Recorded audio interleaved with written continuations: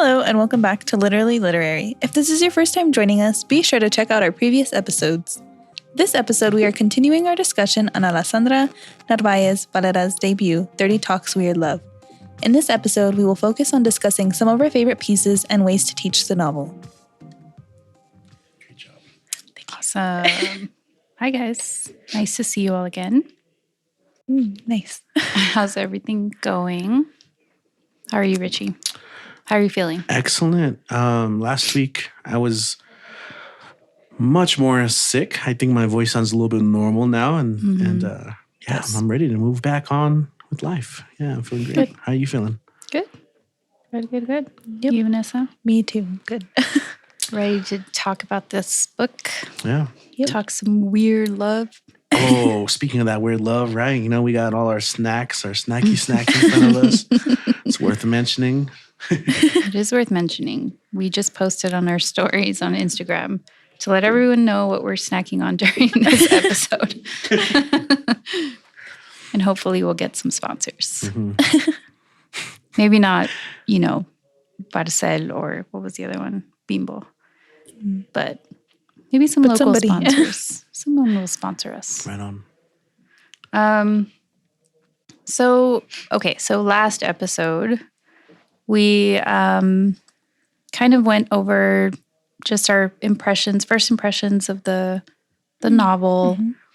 We talked a little bit about some of the other local writers and how Alessandra fits in that now. Even though she's new-ish, I think she'll be around for a while after reading this. Now we've concluded reading the book and we have a lot to say about it. So hopefully we'll do it justice in today's episode. Where do we want to start? Let's, what do you think, Vanessa? The beginning? Start at the beginning. We did talk about it in part one. So, I mean, the premise, a little bit of what's going on. We did go into some of the major themes, but I guess now we can dive into the text. So, I don't know what you guys have. I have a few that I want to talk about. And then I want to also, at some point, kind of go back to part one where we discussed the different genres that Al is using in this book and the heavy topics that she develops throughout, some of which we've already discussed, like the femicides, mental health, things like that. And then maybe we can also talk about the progression of the relationship between Ana Maria and 30. Wait, is your book signed? It is signed. Oh, that's awesome. I got this one at Literary. Yes. Nice. I know. I was going to have her sign it, but maybe she can write a little note. You can double sign it. Double sign. Not too many people have those. I have Can you my sign Black it again? Klansman. It's double signed? Yeah. Oh, that's cool. Okay. Like I said, not many, but Yeah, I know. Some Vanessa, of course. Vanessa's definitely more than that. Not your average. Cool. Yeah, no, there's a lot to talk about, right? Themes and then even like forms. I agree. Does anyone have the opening at all? Or I just want to point out, I love the, a good intro, a good opening. So even the way she sets it up with the title leading into the text, because as we mentioned previously, this is a lot of poetry, right? Poetry prose, poetic prose that forms a narrative, and it does so in such interesting ways. But even though in the opening, I like the tie-in from the title into the text, right? I wasn't looking for her. She found me. Thought that was a nice transition, right? Anyway, and of course, we don't know at the beginning that she's talking about 30. It was right into the confrontation.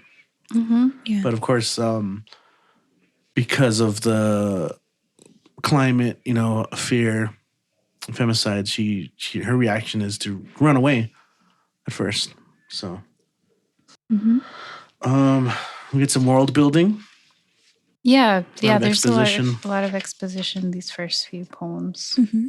Establishes her age, the year 1999, the place Juarez, the state of danger we get from the get-go. Yeah. Mm-hmm. Her school, we learn about SOR 101.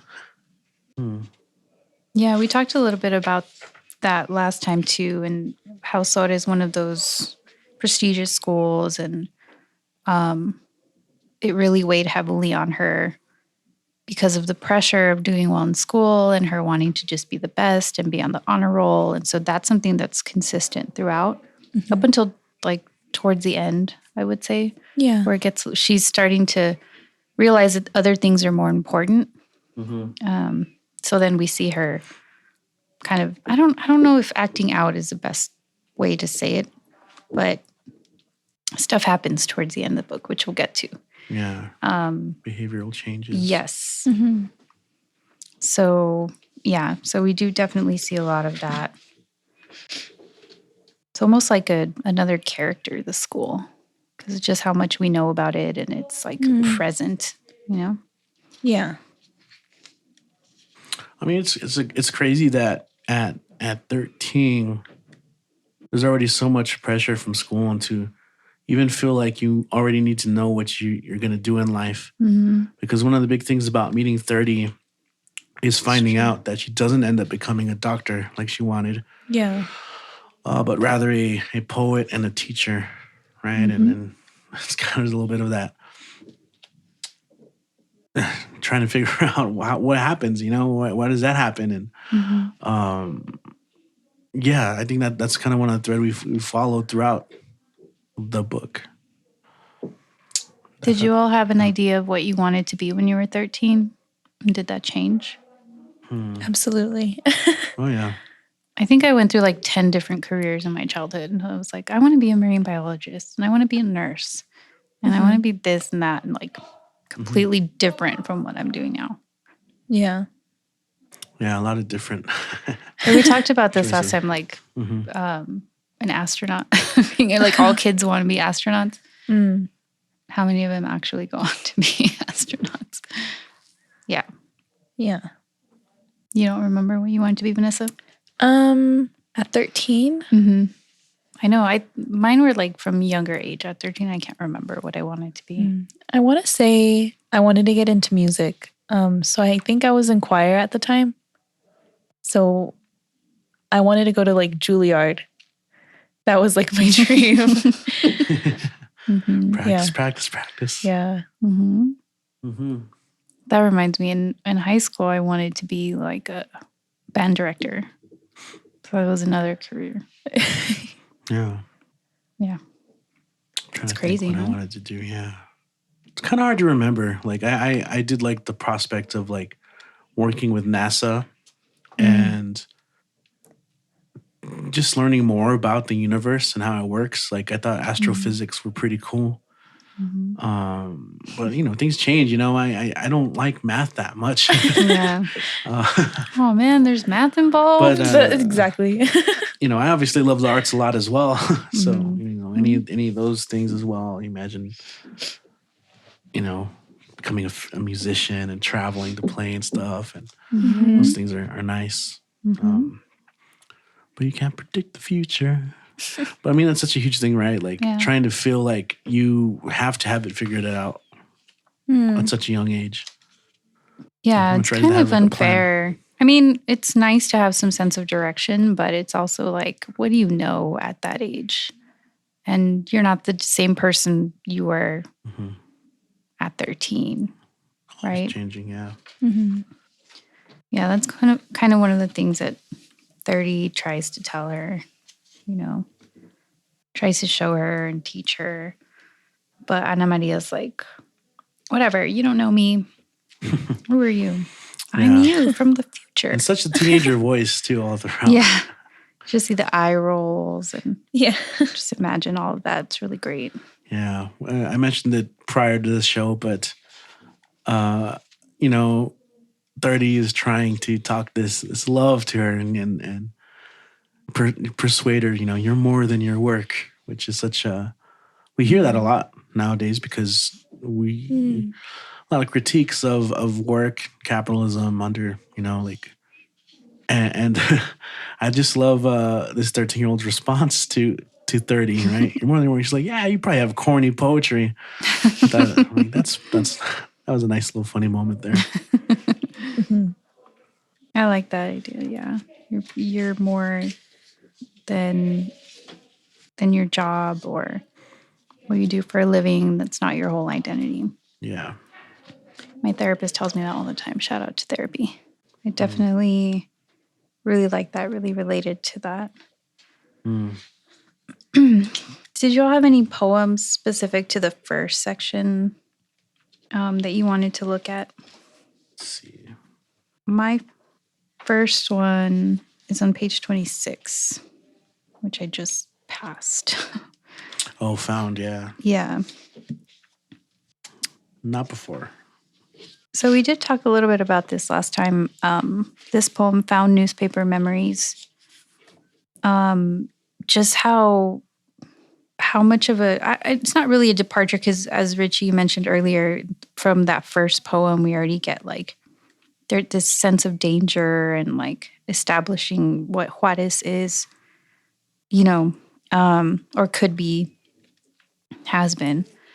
And so this one it's more specific, and now we're starting to picture like the newspaper, the headlines, the girls. But what I really liked about this poem was that attention to the word found, right? When you think found, oh, they found the girl, like that's a joyous occasion, right? But it's never that. It's always because the girls are found. In what state are they found, right? So I like the poem because it's not trying to like sugarcoat anything. It's really dark. It's very visual and visceral, and there's a lot of really great imagery in it. And then there's a lot of that, which I'm sure we'll get to later, of the, dialogue or memories of what her parents are telling her, kind of in there as well, like telling her, we'll protect you, but she has this sense of, there's imminent danger because I'm a girl too, right? Mm-hmm. So I like this poem for those reasons. Yeah. Yeah, I think we can revisit that because there's definitely those lines that I think, and it's just that thing of wanting to protect your child, and but there is the reality, and it's kind of one of the things that's built up too is having to experience that for the first time. Yeah. I also like that she touches that it's not only just girls, like so it doesn't just stop like when she gets older, like women, yeah. as well. Yeah.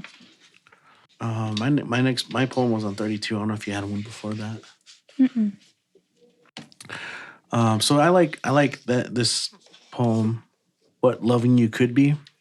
So again, 30 challenges her, right?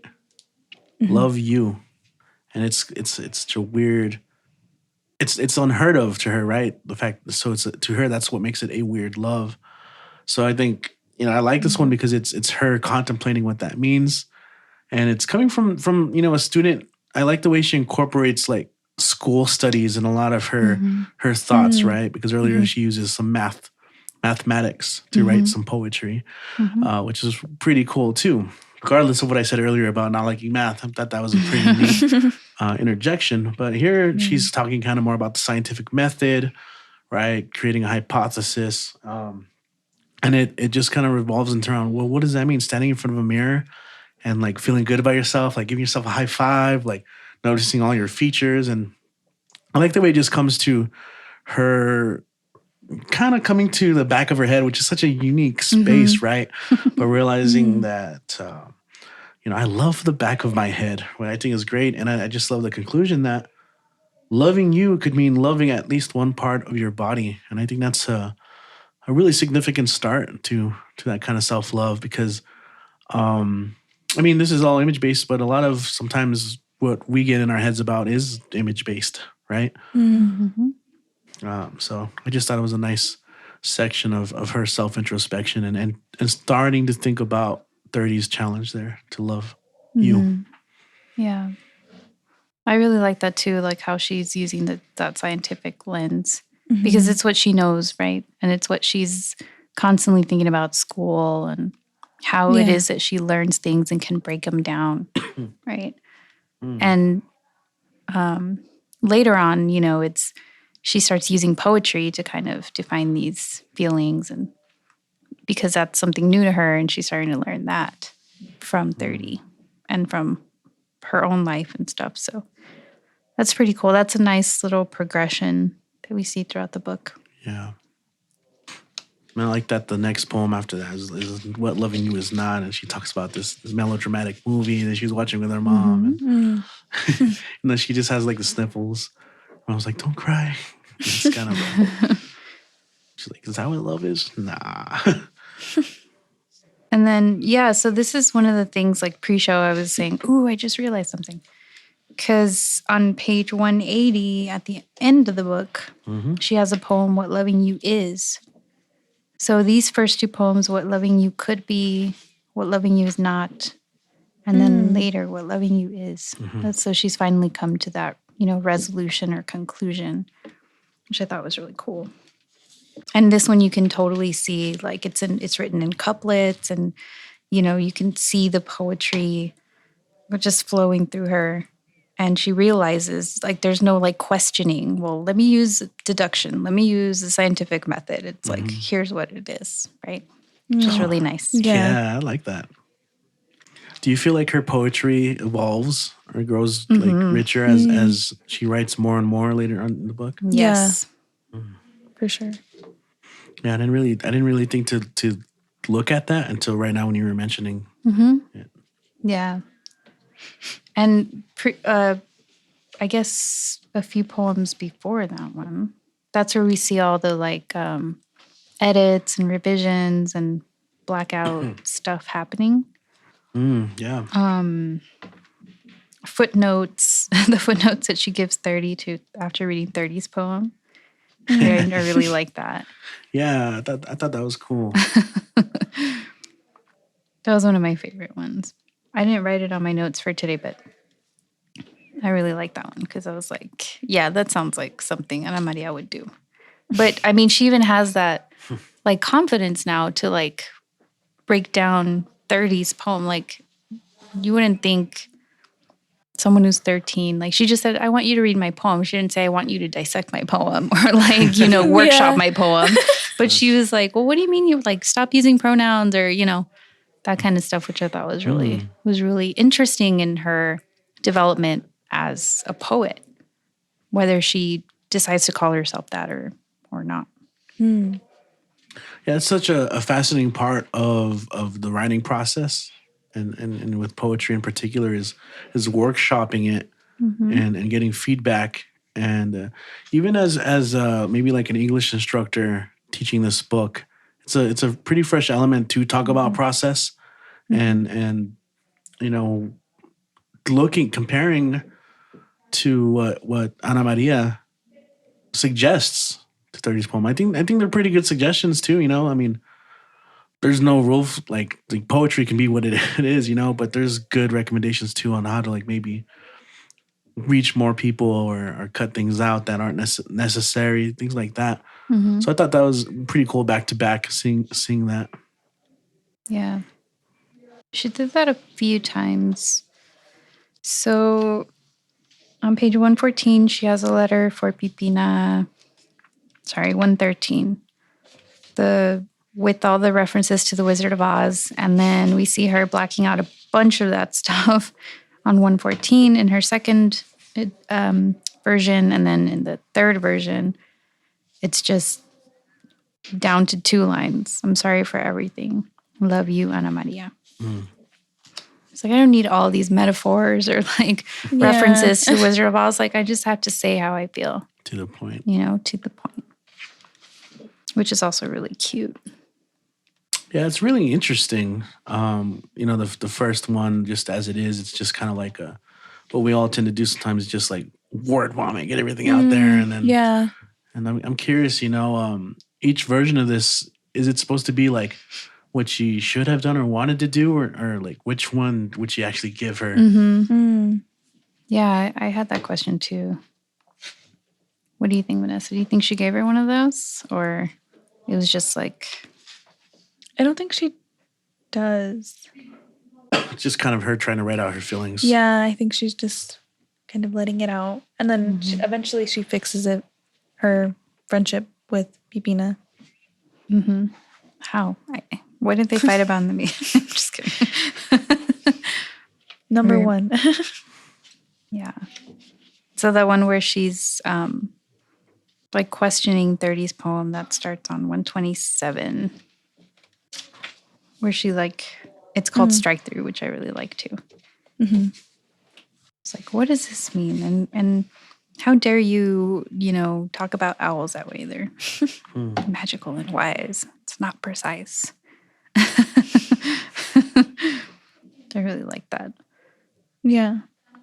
And there's a lot of different ways we can go with this, right?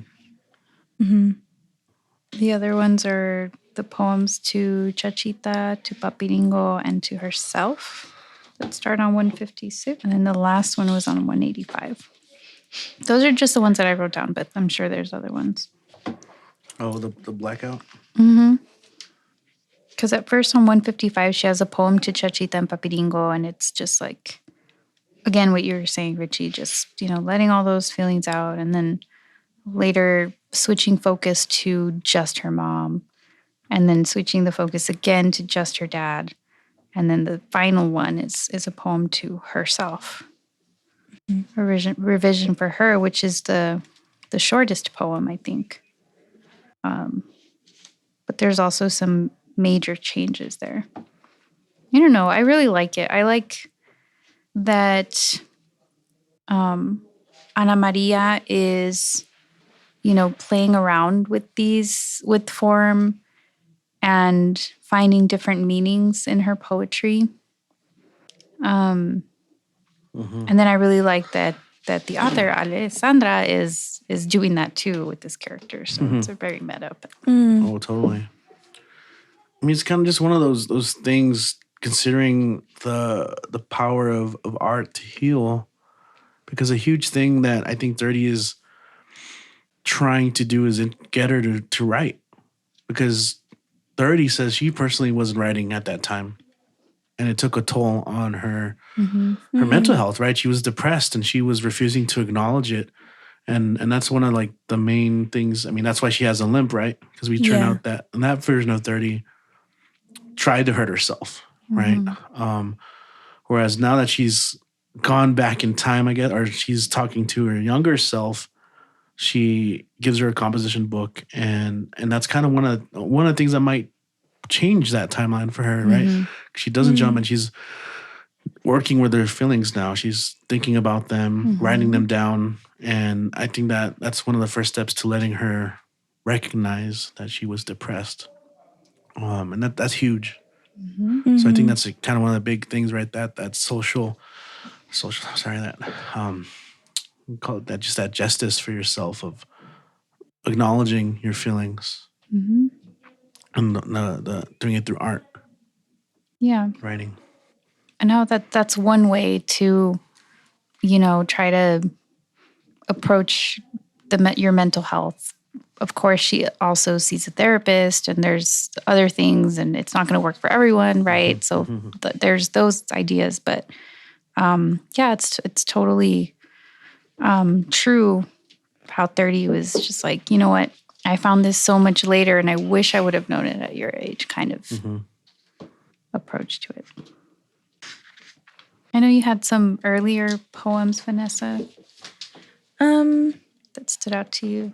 Yeah. I don't know which ones to talk about. I guess I'll start with Swish on page 44. So this is, I want to say this is the first stream that Ana Maria has involving a knife and hurting herself. I think it's interesting to have it be gold, like black, but it looks golden. just because it just shows like it is this dark thing that she shouldn't be, but it looks like this is what she wants to do. Yeah, just like this, I guess, I don't want to say like a glamorized view of it, but that's how she sees it in her eyes. So I like the way that colors used there. It's also interesting the use of swish, right? Because swish you don't typically associate with a violent act. It could have been slash. It could have been, cut or, I mean, a million other words, right? But swish kind of gives it like a beautiful, like... Yeah, like it's going to be delicate. I don't know. Yeah. Or swish. It has more of like a onomatopoeia type. Yeah. Yeah. Which in that case reminds me of the earlier poem Machetera, where she describes herself kind of like that's how she goes through life, like with a machete in hand, cutting through, swish, swish, swish. Which again kind of leads up to a lot of. I mean, let's see, go back. Machetera is page 17. That's true. Let's see. Yeah. They already worry too much about me. They're machetera daughter. I machete through life to be the best. And that's her approach, and that's putting so much on her. Yeah. So you can even see that manifesting in her dreams. It's a good poem too. And like now I'm reading the rest of it too. Yeah, coming back to it, I know. And then I also liked where's it? Oh, mean mother equals mean daughter on page 55. So I think we're introduced to Alexa a little bit earlier. But here she's seen at the family's restaurant. Right? Yeah. And it's just interesting to like know how Alexa has interacted with Ana Maria, and then now seeing Alexa interacting with her own mother. Because then you get more of that background of why Alexa is the way that she is towards other girls. So I like that in the sense of developing the other characters. Yeah, I mean, that's one of the things that I alluded to last episode is how I like how she starts to humanize a lot of these characters, like even like the bully, she's the rich girl. Yeah. But I mean, there's obviously a lot going on behind why she acts the way she does, right? And you see that there's also a lot of, they're all kids too, they're being formed still, and like the way she's treated definitely takes that toll on Alexa. I think that's because there's that kind of resolution of what loving yourself is and what that means to kind of extend to others around you. But it's all part of that emotional journey and self-understanding that I think Ana Maria goes through. I just found the other Swish Swish poem on page 58. And now I'm kind of thinking of a different, because of the attention to gold, which kind of just passed the first time I read it. But when you brought it up, Vanessa, this one, she says, I look around to find its metallic stare, which is different from how she sees it in that first Swish poem. But she's also, isn't she learning the periodic table?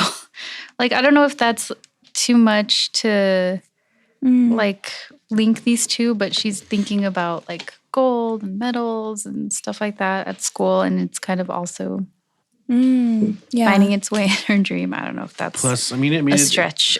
Well, I think it's there subconsciously for sure. That plus just the violence that is around and the threat of violence. So for sure, you can see how it's all culminating into these nightmares.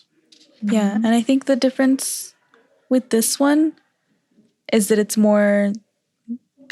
Well, she writes threatened my life, so it's like someone self-inflicting. It's someone's threatening her with this one. Yeah. But also she's still contemplating it because at the end you get losing friends can make you dream that, right? So she's kind of like dealing with a sense of loneliness because of all of her friends are kind of doing their own thing and they've gotten into arguments. And so now she's like questioning her own life more so because of that. Mm. So to continue, since you've been talking about the Swish poems, right? You have another one on 67, which is Swish and Run, which now there is that threat of a man with a knife chasing her, and that's has her wake up in a cold sweat, right? But kind of more so, I want to talk about the next poem on the next page, Zipped Girl. So instead of thinking about these dreams and what's happening, she zips it up. So it's called Zip Girl. She zips it up. She locks it in. She hides it, and which we know can be kind of rough. And then this is where we have an important conversation, which you already alluded to earlier. Rain, I don't know if you want to talk about what's happening there in this poem. I think I mentioned this last time, how at first, when she's first introduced to this term, the femicide term, and not even knowing like what that is, it's on the front page, right? And then now you have to, it's not on the front page anymore, she says, but it takes only a few pages to find news about the latest femicide victim in Ciudad Juarez. So she's questioning here, what does this mean? And what does it mean to be found? So she's kind of putting these puzzle pieces together and seeing herself there too, as a young girl. I think you mean killed, and I'm a girl, I have to worry, right? So, we've already established Ana Maria as like poor, 13-year-old who already has so much pressure.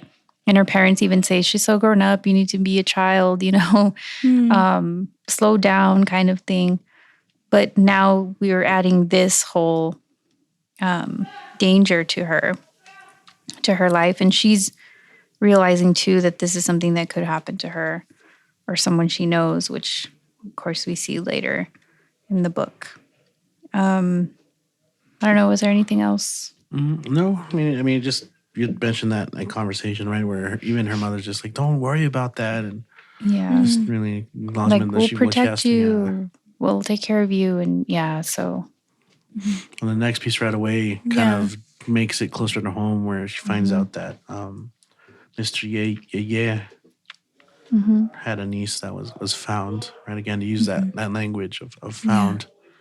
I like on page 70, Papiringo talks boys. Yeah. Where we shift she starts to question, why does this happen? That's the natural progression to, okay, well, there's a bunch of girls, they're being found or they're disappearing. So why is it happening? And Papiringo shifts the focus or the blame to boys and men. We are not all good, we are not all bad, but you have to be careful before you love one. Know him well. Let me know him too, he says. His face sweaty. Papi, I say. I smell his fear like I do the raw pork. Gracias for trying to talk to me about this, I say. Hugging his round apron belly. His guts gurgle. It's really just an interesting poem because it is kind of bringing that element to the conversation where it's like, or the shift, right? Where it's there's these found girls, these disappearing girls, but who's causing it? And so it's like, it's called femicide for a reason, right? And it's always men, but they start off as boys who, I don't know, for whatever reason, commit these horrible acts. So her father kind of tries to talk about it, but what could he say, like, to a 13-year-old girl? Yeah, it's a difficult conversation. And I thought Ale did a great job of, like, conveying his discomfort of trying to answer that. Yeah. So then she goes to writing about it. Yeah. I pray a poem. Like, so, okay, now she's asked. She's appreciative. But now she's going to try and work it out. And this piece here, which you see is an imagistic piece, right? It's a poem and an image of a cross and a heart. There's a poem later, I think it's called Girl, where it's the heart and the cross on the bottom. Yeah. That one's on 159. Yeah, I like this poem. And there's a couple other poems where she talks about God and La Virgen, and she's also questioning there as well. I really like how this one ends. God, Virgen, take this poem instead. Save all of us girls. Save Ciudad Juarez. That plea at the end of the poem with the poem as serving as a sacrifice kind of thing. That was really cool. But also showing like her desperation. Like she's not really getting all these answers. She's not really understanding fully why these things are happening. She just knows that they're happening. So she's writing about it, trying to figure these things out. And as most people do, like ask God for answers, right? Why, God? Why? It kind of echoes the epigraph of her talking about poetry is not justice, doesn't give back life, but she remembers and doesn't let us forget. And here it's a prayer. Yeah. She talks about that, right? And is it in one of the final poems where she talks about these girls as stories? Yeah, I think so. Can't. I don't know. Well, we can get there when we get there. But Yeah, we're kind of jumping around a little bit, huh? yeah, we were kind of jumping around, but it just reminded me Yeah. of that. And that's a good connection to the epigraph. So speaking of it hitting close to home and finding out Mr. Yeye's niece disappeared and was later found, one of Ana Maria's friends disappears too, Margarita. So I'm curious that's something we can ask Ale too about maybe what she decided to put in and what she left out since it's a YA novel. But I think it's still so profound and so heartbreaking,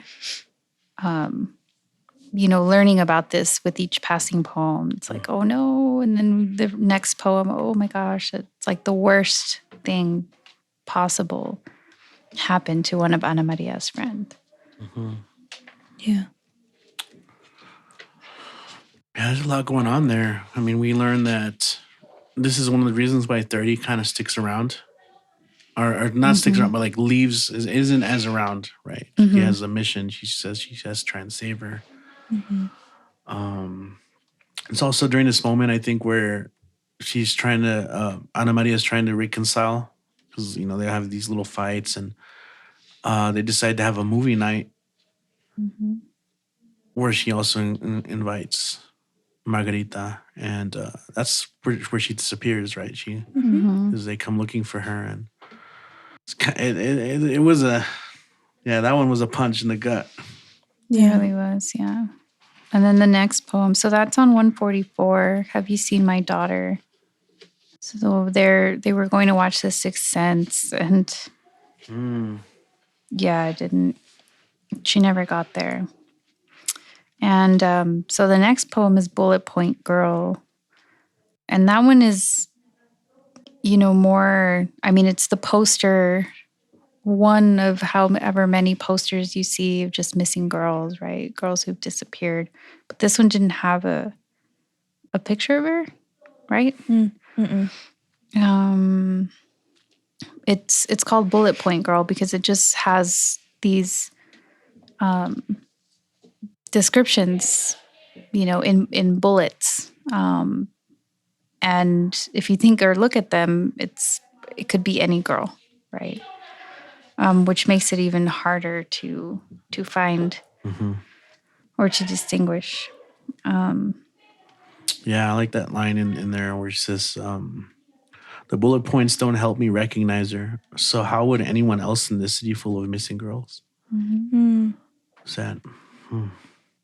That's why I really like the next poem, because it's Ana Maria's tribute to her friend, who she compares to a daisy, and this one got to me, where she envisions like a life where she ran away with her crush, and that her sisters will get to swim with her again, and And Margarita was always an honor roll too. So, and kind of ending with that, right? You're the only honor roll queen. Mm-hmm. I wrote down Mother Beast as one of the poems I wanted to talk about too. Yeah. And it's the one right after that. So now, like, she's shifting her focus on Ciudad Juarez, right? And I really like how the poem captures like the conflict that she's feeling. Like she loves her city, but she's now blaming this city. She's like, but you're like my other mother, but what are you known for? And, it's such a heartbreaking kind of, poem, questioning her love and her desperation. You can really feel it just reading this. There are a lot of questions here, Can you see you're lost and killed? Can you see Margarita? Does the pupil of your heart bleed for them, or are you blind? Juan Gabriel says that you're number one. At what? Your potholes, crooked streets, unmarked sewers? Is that where all the girls are? You could really sense that anger and desperation just for answers. Yeah, it's heavy. The last lines. It hurts to love you. Ciudad Juarez. You were a red, cruel, beautiful mother beast. Wow. Yeah. Yeah, it's one of my favorite poems in the book. Let's see. Do you have any other ones in this section, Vanessa? Well, I have a couple that are like kind of connected, and then I have one that's on its own. Okay. So, I kind of want to talk about Margarita's test, super trial, and then in connection to which one was it? Oh, I Don't Care on 138. So I think it's interesting to kind of see what Ana Maria's expectations of herself and like what she thinks other people expect from her and like of her. So this is after Margarita invites her to come over on the weekend. And so towards the end of this one, she writes, "Could it be a test to see if I'm more than a cheat? What does one wear to her trial?" And then on the next one, Super Trout, she's getting there to the house.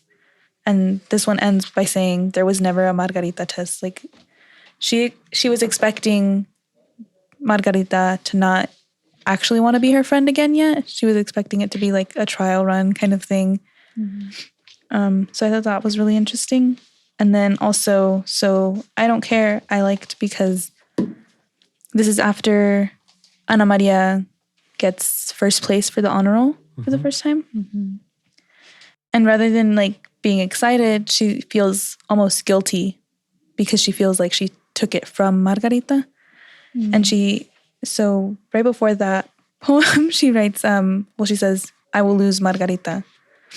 And then afterwards on I Don't Care, her expectations are kind of shattered because instead of her being mad at her, she just gives her a high five for like all of the hard work that she put into getting onto the honor roll. So I really liked those in developing Margarita's character. Yeah, good point.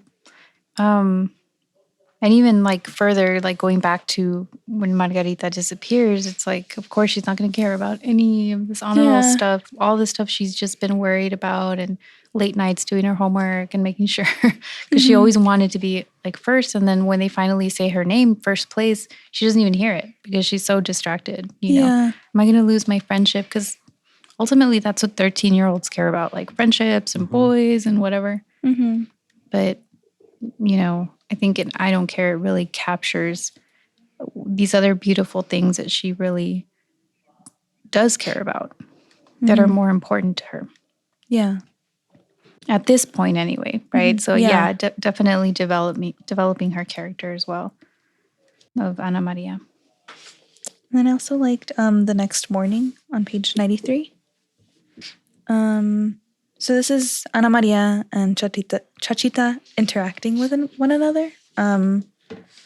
It's kind of, so Ana Maria's feeling really insecure at this point.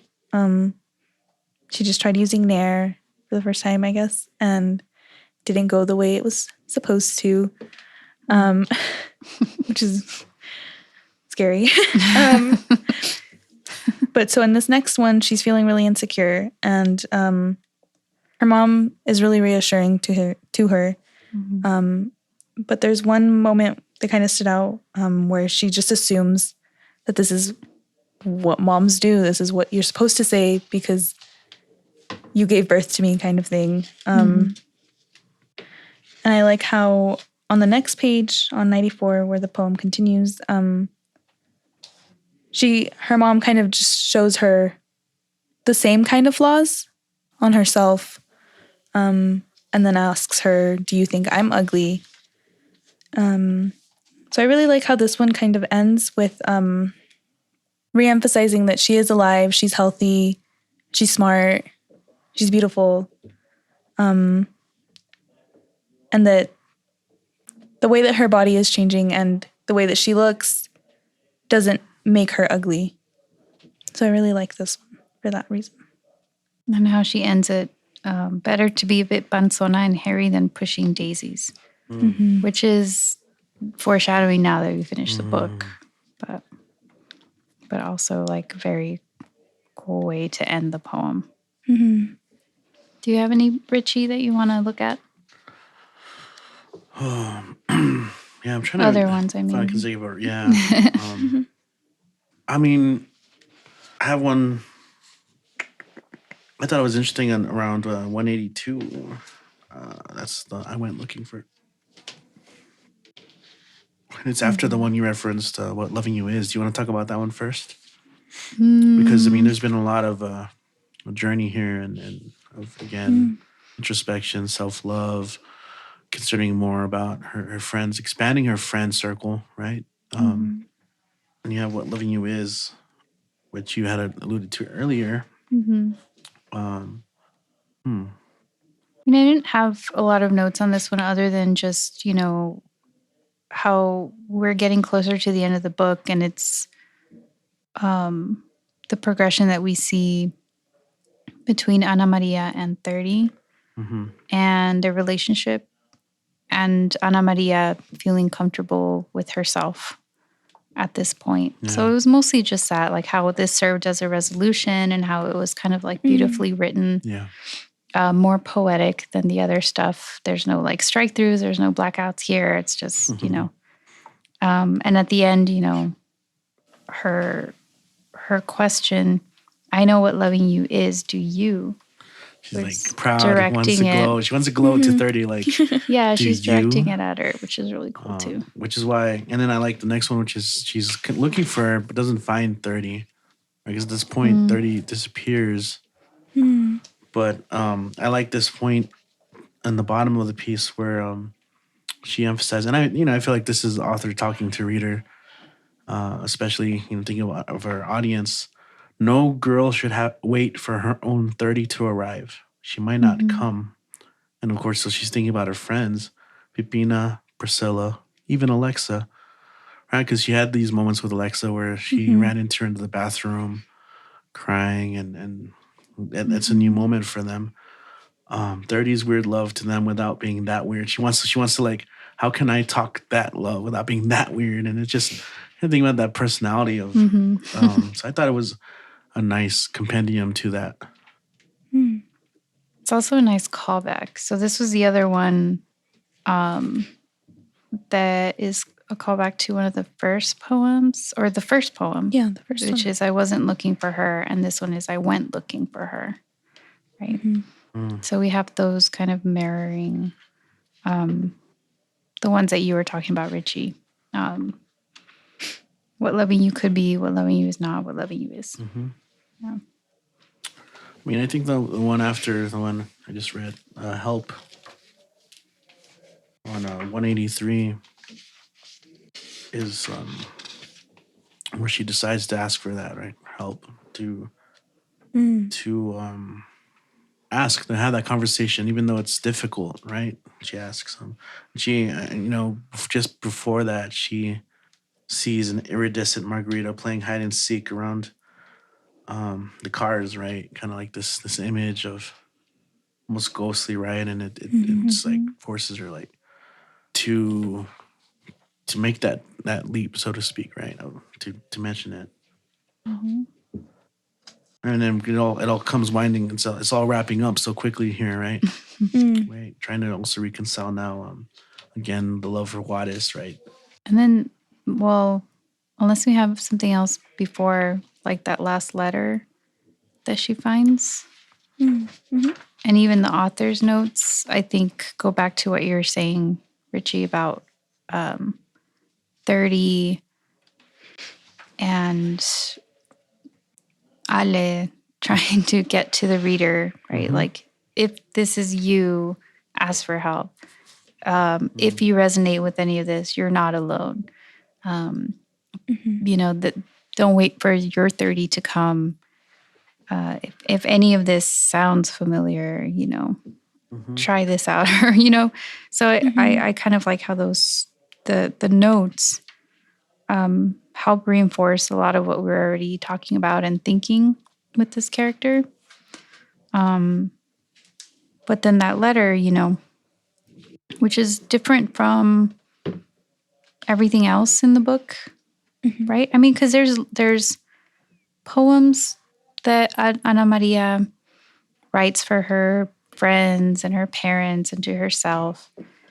So there's a little bit of that kind of dialogue, but we have this letter from 30, kind of just telling her, here's what's in store, or what happened to me at age 15, at 18, 20, and 24. But because of that butterfly effect that she talked about earlier, doesn't have to be your experience, right? And here's what I did to get help, was a little bit later, which is why I'm letting you know now that you can ask for help. All you have to do is tell Chachita and Papiringo that you're depressed, you know,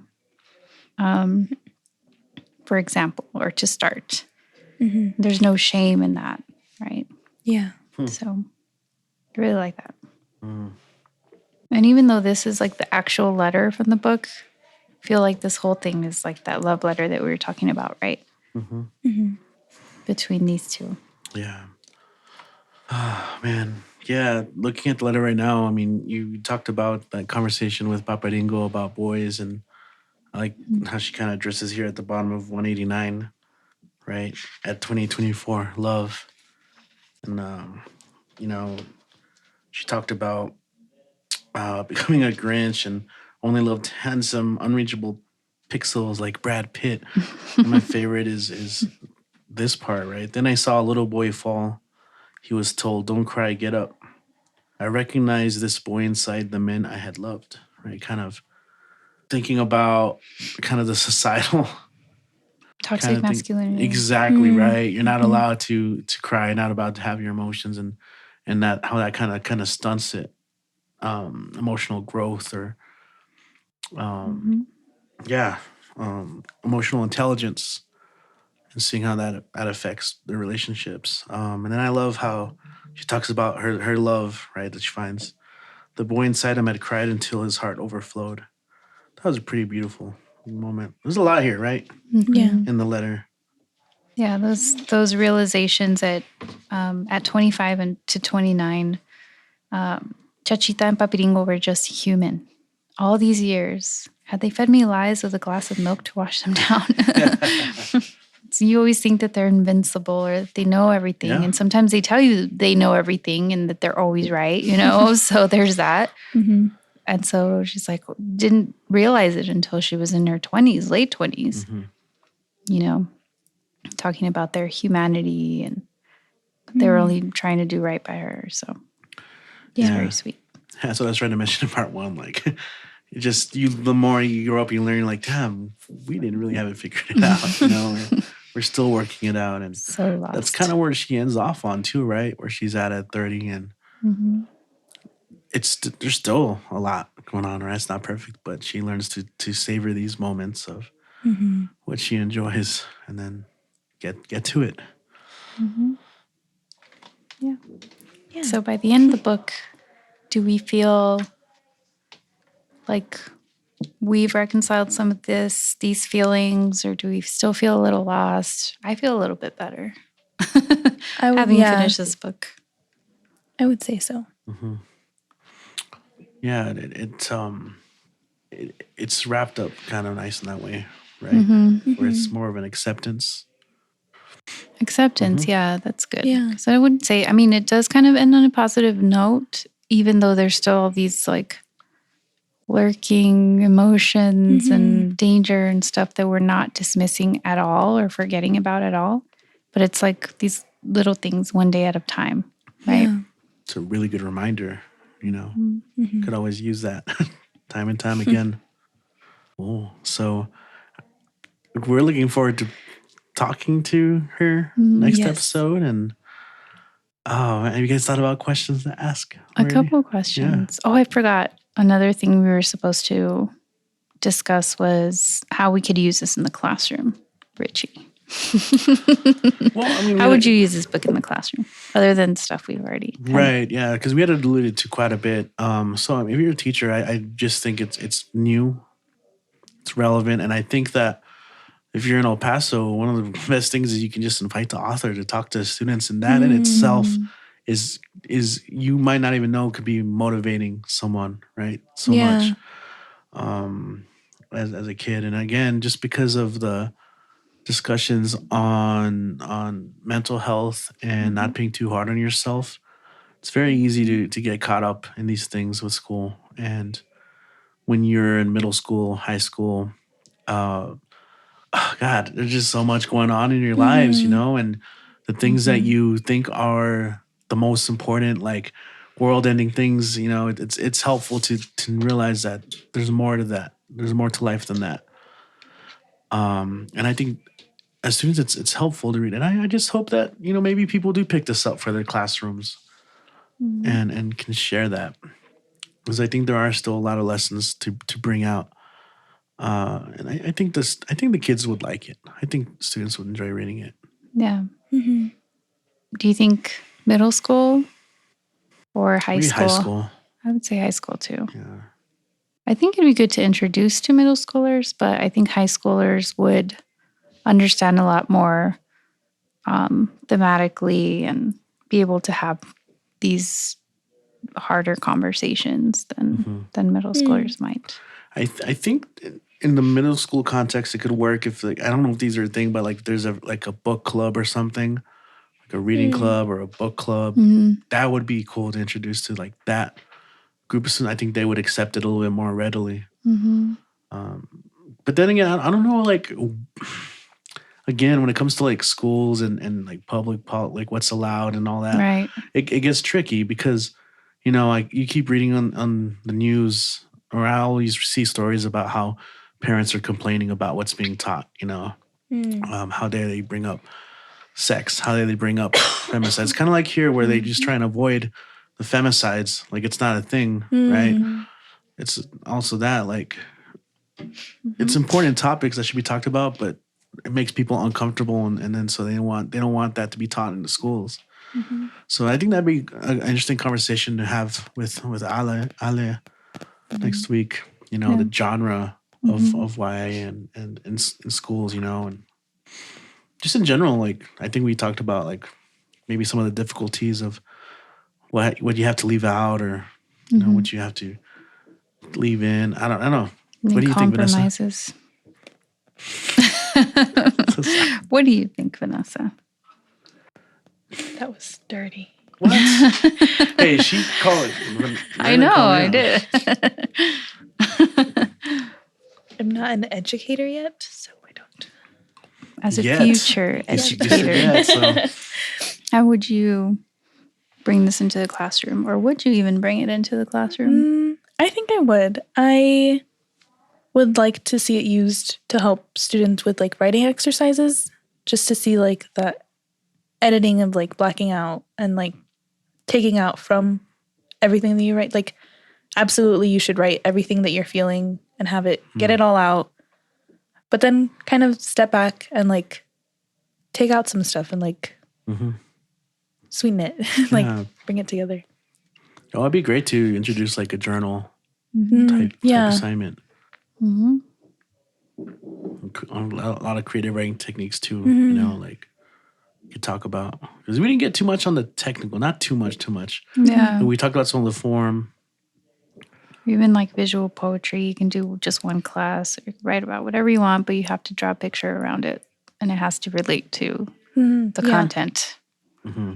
That's always a fun one with the younger kids. Yeah, that's what I learned. I mentioned how Alessandra and I both worked with the Boys and Girls Club, and one of the things we realized right away is that we had to kind of adapt our initial lessons for younger kids, and they really did like imagistic stuff, you know, and Alessandra was so much more like organized than I was, and she had like PowerPoints and charts, and it was really motivating, you know, and to see her story here and what's happening. I'm like, okay, yeah, I love it. It feels right.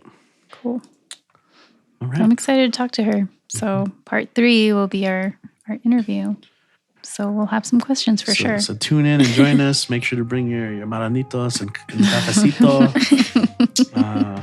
We'll have a nice convo with the author. Thanks for joining us on this episode of Literally Literary, brought to you by Border Senses and Power at the Pass. This episode, we continued our discussion on 30 Talks Weird Love by Alessandra Narváez Varela. Join us on our next episode where Alessandra will be featured as our guest. If you haven't read it, we hope we inspire you to pick up a copy. Follow us on Instagram at literallyliterary.ep and on Twitter at literallylitep.